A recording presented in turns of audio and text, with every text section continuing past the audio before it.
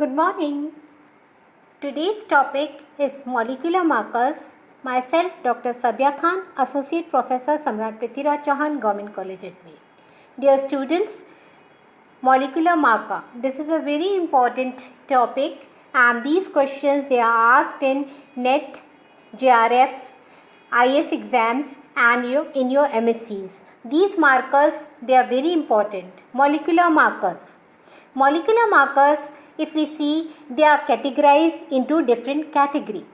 They are the biochemical markers, the morphological markers, and the molecular markers. Molecular markers, they are identified as genetic markers. They are genetic. जो भी genetic variations आ रही हैं उनको ये mark करते हैं. Molecular marker ये क्या होते हैं? They are DNA or gene sequence within a recognized location on a chromosome which is used as identification tool. तो जो क्रोमोसोम्स है, क्रोमोसोम्स के ऊपर जीन्स हैं, जीन्स के अंदर जो है जेनेटिक मटेरियल है, तो उनको ये मार्क करते हैं, तो आइडेंटिफिकेशन टूल की तरह वर्क करते हैं. In the pool of unknown DNA or in a whole chromosome, these molecular markers help in identification of particular sequence of DNA at particular location. अब पता है हमें क्रोमोसोम्स हैं, क्रोमोसोम्स लाई करते हैं और तो क्रोमोसोम्स के अंदर जो जेनेटिक मटेरियल है तो उनको है ना मॉलिक्यूलर मार्कर से जो डीएनए की पर्टिकुलर कौन सी लोकेशन है डीएनए की, डीएनए का सीक्वेंस कैसा है, इसके बारे में ये मॉलिक्यूलर मार्कर्स हमें जानकारी देते हैं. अब variation in the restriction DNA fragment length between individual of species is RFLP. अब क्या होता है कि जो डीएनए की फ्रेगमेंट लेंथ है ये भी अलग अलग स्पीसीज़ में वेरी करती है and it is called as RFLP. तो इसको RFLP कहते हैं. नाउ डिफरेंट टाइप ऑफ, अगर हम देखते हैं different type of genetic polymorphism can be used as a genetic markers. हर एक की जीन्स का कॉन्स्टिट्यूशन अलग है तो डिफरेंट पॉलीमॉर्फिज्म है उनके लिए, तो इसके लिए we have different genetic markers. अब on the basis of polymorphism मतलब बहुत वेरिएशन है detected in the genetic makeup of individuals that may vary in length of a DNA sequence. अब ये वेरिएशन कैसे हो रहा है? एक तो डीएनए की लेंथ है कि भाई लंबाई अलग अलग होगी, डीएनए का सीक्वेंस है उसके का कि न्यूक्लियोटाइड का सीक्वेंस है उसके अंदर पर्टिकुलर स्पीसीज़ में कैसा है, specific position in chromosome, chromosomes के ऊपर उसकी क्या पोजीशन है, and some of the genetic markers are the RFLP, SSLP etcetera. तो ये है. Now genetic markers they can be classified. कैसे क्लासीफाई करते हैं कि ऐसे होते हैं जो एक बेस्ड होते हैं पॉलीमराइज चेन रिएक्शन पर और हाइब्रिडाइजेशन पर बेस्ड होते हैं. पॉलीमराइज चेन रिएक्शन में हमें पता है कि बहुत स्पीसीज मतलब डिफरेंट टाइप ऑफ हमें chains of billion of copies of DNA की मिल जाती हैं. तो polymerize chain reaction based genetic markers वो कौन कौन से हैं ये भी क्वेश्चन पूछा जाता है. What are the polymerize PCR based genetic markers? They are RAPD, ISSR, EST, SSR, microsatellites and CAPS. This was asked in NET में भी पूछा गया था. तो what are the genetic markers इसके examples हैं तो you should. Hybridization based genetic markers are hybridization based RFLP and VNTRs जिसमें जो टारगेटेड जीन है वो डाइजेस्टेड होती है किससे? रिस्ट्रिक्शन एंजाइम से, और फिर इसका हाइब्रिडाइजेशन होता है किससे? RFLP प्रॉप से, कि RFLP का हम फ्रेगमेंट लेंगे उस प्रॉप से इसका हाइब्रिडाइजेशन होता है. Now when we are taking this restriction length RFLP restriction fragment length polymorphism, तो ये क्या है? First it was one of the first method use for the analysis of DNA in various field such as forensic science. मतलब ये सबसे पहला method था जो फॉरेंसिक साइंस में यूज़ हुआ था. क्यों? हाइब्रिडाइजेशन टेक्निक पर बेस्ड है. इसको किसने इन्वेंट किया था? एलेक जेफरी ने, जो कि एक इंग्लिश साइंटिस्ट थे. और कौन सी ईयर में किया था? 1984. It is very important. Who invented it? Alec Jeffrey, and he was an English scientist in which year? 1984.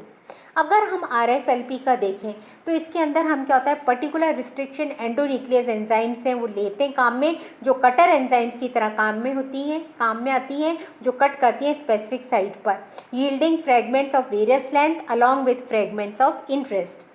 The length of the distinct fragment is determined by using plotting now replace with, अब आजकल इसको हमने replace कर दिया sequencing से।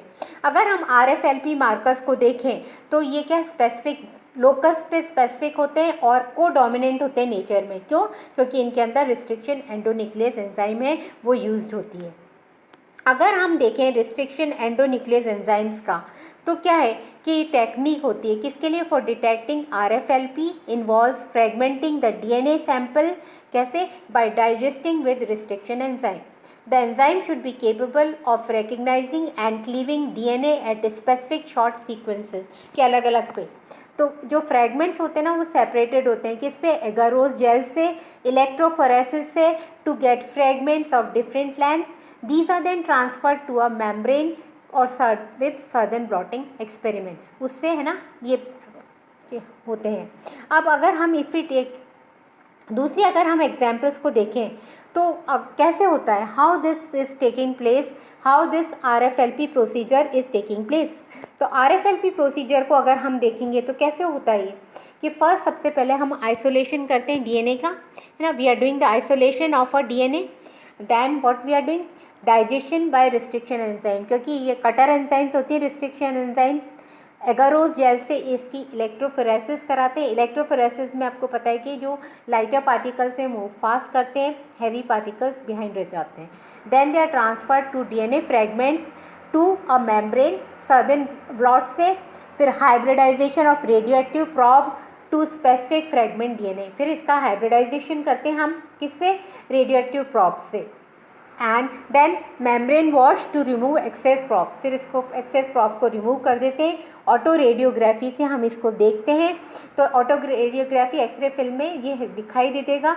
And comparison of DNA pattern with unknown subject के, मतलब इससे हमको पता पड़ जाता है कि कौन सा अलग DNA है। तो एक बार वापस से आई एम रिवाइजिंग इट कि कैसा करा हमने। सबसे पहले तो हमने आइसोलेट किया DNA को, फिर है ना रिस्ट्रिक्शन एंजाइम से एगारोस जेल से इसकी इलेक्ट्रोफोरेसिस करी हमने, फिर ट्रांसफ़र किया DNA फ्रेगमेंट्स को मेम्ब्रेन में जो सदर्न ब्लॉटिंग टेक्निक से, हाइब्रिडाइजेशन किया रेडियो एक्टिव प्रॉब्स का ताकि स्पेसिफिक DNA फ्रेगमेंट हमें मिल सके।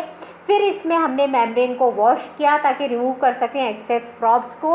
ऑटो रेडियोग्राफी से स्टडी किया और हमें फिर DNA मिल गया। अब इसकी अगर हम देखें what are the applications of इस RFLP प्रोसीजर। RFLP प्रोसीजर है ना, इसकी एप्लीकेशंस बहुत हैं। जैसे सबसे पहले इसकी RFLP इसलिए डन होता है कि टेक्निक यूज़ होती है फॉर जेनेटिक, किसके लिए काम में आती है? For genetic fingerprinting, profiling, identification of inherited disease, carrier of disease of that disease, genetic mapping and heterozygous detection.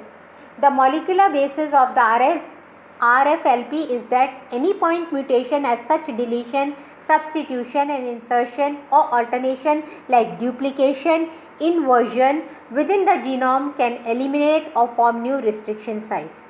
फिर these alternation in genome can be detected by analyzing fragments of variable length digested with restriction endonuclease enzymes. तो इससे ना होता है। और demerits क्या है इसके कि इसके अंदर हमें लार्ज DNA सैंपल रिक्वायर होता है जो कि बहुत ही लंबी और टीडियस प्रोसेस है, सेंसिटिविटी भी है और ज़्यादा प्रिकॉशंस होती है क्योंकि कंटेमिनेशन होता है इसलिए। तो इसलिए हम देखते हैं कि RFLP है, इसकी बहुत इंपॉर्टेंट टेक्निक है, DNA फिंगरप्रिंटिंग में भी काम में आ रही है और कोई भी जो जेनेटिक डिजीज़ हैं उनके बारे में पता पड़ जाता है। कोई हेट्रोजाइगस डिटेक्शन है, म्यूटेशन हो रहा है, इन्वर्शन हो रहा है, ये सारे डिटेक्ट हो जाते हैं। तो means it is an very important, this is a very important molecular marker RFLP क्योंकि काम में आता है। तो and this is generally the question in MSCs and etc. they asked write short note on RFLP or what are molecular markers. So hope you have understood this, because this RFLP, it is very important and it is used in the detection of various genetic diseases, it is used in genetic mapping। और इसका हम actual में जब करते हैं ना cutter enzyme तो restriction endonuclease enzyme से काम में आती है। तो this question is also asked which enzymes are known as cutter enzyme, तो रिस्ट्रिक्शन एंडोन्यूक्लियस से कहलाती हैं।